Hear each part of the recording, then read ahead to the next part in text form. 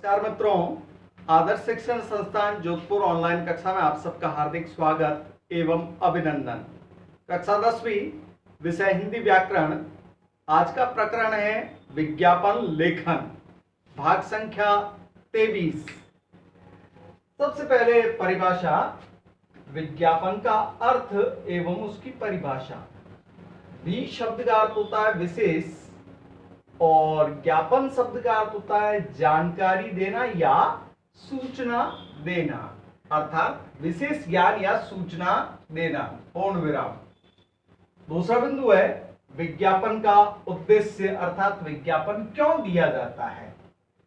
पहला बिंदु है विज्ञापन द्वारा अपना परिचय देना, अर्थात जो संबंधित व्यापार खोलना चाहता है या किसी भी चीज की जानकारी देना चाहता है, वह सामान्य अर्थों में सबसे पहला अपना परिचय देना चाहता है लोगों को। दूसरा, लोगों का ध्यान आकर्षित करना चाहता है अपनी तरफ।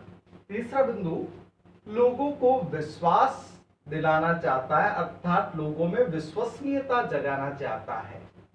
चौथा बिंदु, जो विज्ञापन देने वाला है, विज्ञापन दाता है, वह अपने विक्रय अर्थात वस्तुओं को बेचने संबंधी वृद्धि करना चाहता है। पांचवा बिंदु, छवि निर्माण करना, अर्थात वह एक साफ सुंदर छवि है, वह समाज के सामने, लोगों के सामने रखना चाहता है। छठा उसका उद्देश्य होता है जनमत, अर्थात लोगों की राय जागृत करना, अर्थात लोग उसके बारे में जाने और अपनी राय देवे कि वास्तव में यह कितना सही है या इसमें कौन सी गलती है। सातवां बिंदु, वैज्ञानिक चेतना का विकास करना, अर्थात विज्ञान की चेतना को विकसित करना। आठवां बिंदु है उत्पादन, यानी उत्पन्न जो वस्तुएं वहां निर्मित की जाती है उसकी तुलना अन्य किसी प्रतिष्ठान से करते हुए उसका विवरण बताना कि वह कितनी सामग्री सस्ते में बेच रहा है। पूर्ण विराम। तीसरा बिंदु है विज्ञापन के तत्व। पहला सबसे बिंदु है ध्यान आकर्षित करना, यानी वह विज्ञापन क्यों दे रहा है, लोगों का अपनी तरफ ध्यान आकर्षित करवाने के लिए दे रहा है। दूसरा बिंदु, लोगों में अपने प्रति रुचि संपोषण, अर्थात पोषित करना, रुचि अपने के प्रति जागृत करवाना। तीसरा है इच्छा का निर्माण करना, अर्थात लोगों की इच्छा होगी और वे उससे संबंधित वस्तुओं का क्रय करेंगे, अर्थात वह उसकी तरफ आकर्षित करने का मन बनाएंगे। चौथा बिंदु होता है जो संबंधित ग्राहक है या जो संबंधित व्यक्ति है उनके मन को संतोष प्रदान करना। पांचवा बिंदु है उन्हें प्रेरणा देकर प्रेरित करना और उनके अंदर जो उनके मन के विचार हैं, मन के विचारों की प्रतिक्रिया को जागृत करना कि वास्तव में वह कैसा है, खराब है या अच्छा है। चौथा बिंदु देखेंगे विज्ञापन प्रसारण के माध्यम, अर्थात विज्ञापन क्यों प्रसारित किया जाता है और उसके माध्यम कौन कौन से हो सकते हैं।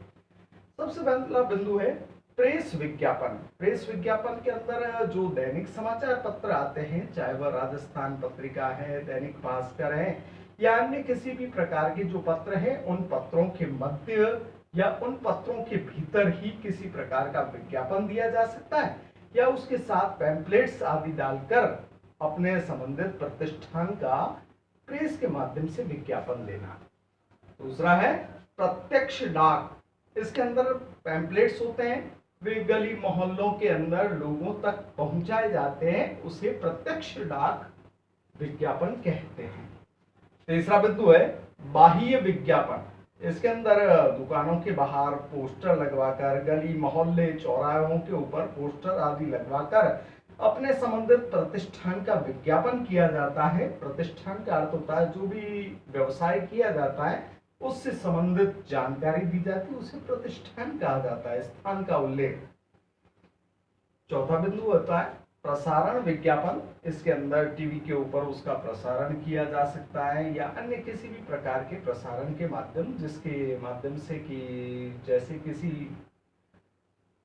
वाहन के माध्यम से सूचना दी जा सकती है, अर्थात उसके ऊपर माइक आदि सेट करके पूरे गांव मोहल्ले के अंदर अपने संबंधित प्रतिष्ठान का प्रसारण के माध्यम से, यानी सूचना देना। और सूचना का माध्यम हो सकता है जिसके अंदर माइक की व्यवस्था के माध्यम से हो सकता है, टीवी है, रेडियो है, उसमें भी विज्ञापन दिया जा सकता है। पांचवा बिंदु, सफल विज्ञापन के गुण, अर्थात विज्ञापन सफल कब होता है? सबसे पहली है रोचकता, अर्थात उसके अंदर रुचि उत्पन्न होगी। सामने वाला व्यक्ति जैसे विज्ञापन को पढ़ेगा तो खरीदने संबंधी उसके मन में रुचि जागृत होगी। दूसरा बिंदु है विशेषता, जिसको विशिष्टता कहा जाता है। तीसरा बिंदु है सरलता, यानी आपकी जो वस्तु है उसके अंदर सरलता प्रकट होनी चाहिए कि आसानी से उपलब्ध हो जाए। चौथा है संक्षिप्तता, आप जो भी अपनी बात कहना चाहते हैं वह छोटे से, अर्थात कुछ शब्दों में सीमित रखते हुए अपनी बात को कहना चाहिए।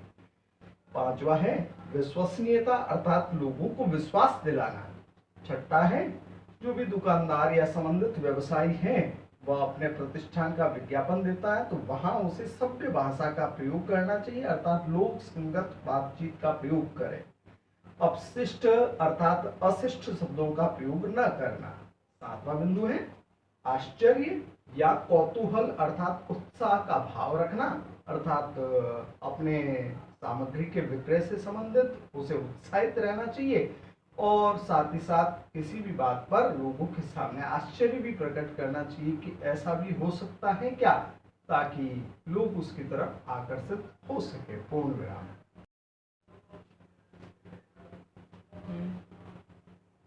सबसे पहला, आपके शहर में एक नया वाटर पार्क खोलने संबंधी विज्ञापन दिया जा रहा है।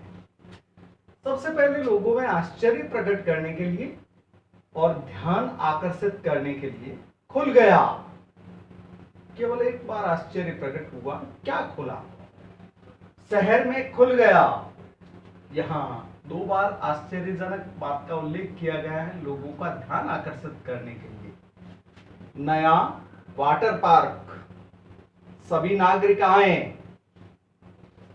सुविधाओं का लाभ उठावें। नए वाटर पार्क में उपलब्ध सुविधाएं, पानी के खेल, वाटर पोलो, तैराकी, रोमांचक झूले एवं चक्रियां, मनोरंजक खेल और तमाशे, अन्य कई मन को आकर्षित करने वाली झांकियां, स्वादिष्ट खान पान की व्यवस्था, चाट और गोलगप्पे आदि की व्यवस्था। बिना रुके संपर्क करें व्यवस्थापक मोबाइल नंबर, संबंधित जो मोबाइल नंबर है यहां पर उल्लेख किया जाता है। इस प्रकार का विज्ञापन दिया जाता है, उसे विज्ञापन लेखन अर्थात विज्ञापन लिखने का एक प्रकार से ऐसा प्रारूप दिया जाता है।